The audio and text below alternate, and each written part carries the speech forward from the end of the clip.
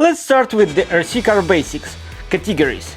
RC cars are usually classified in two ways, by grade and by scale. The scale is pretty straightforward. It tells you how big the RC car is compared to the real one. For example, a 1/64 scale car, like a Hot Wheels, is 64 times smaller than the real vehicle. Larger scales like 1:10 or 1:8 are common for serious hobby RCs, while tiny ones like 1/43 or 1/64 are mostly toys. Grade is all about quality and performance. It shows how advanced the car is, what materials it's made from, how fast it can go, and whether it can be repaired or upgraded. Hobby-grade RCs are built for enthusiasts, with durable parts and precise control.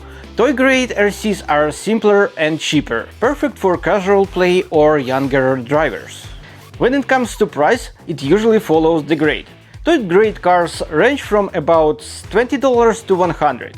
Entry-level hobby RCs start around $120 to $300. High-end hobby models go from $400 to $1,000.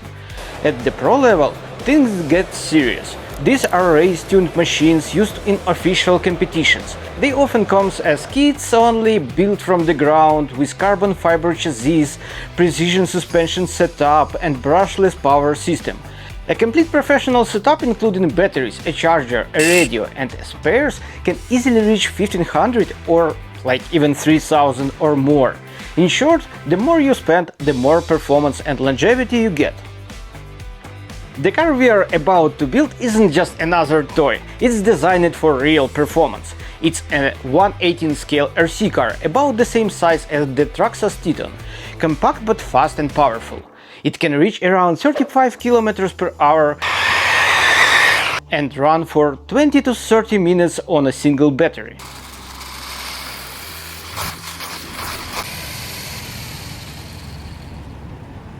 With metal differential gears and axles, it's strong, reliable, and built to take a beating. This is a true entry-level hobby-grade RC car, built to last and made to be driven hard.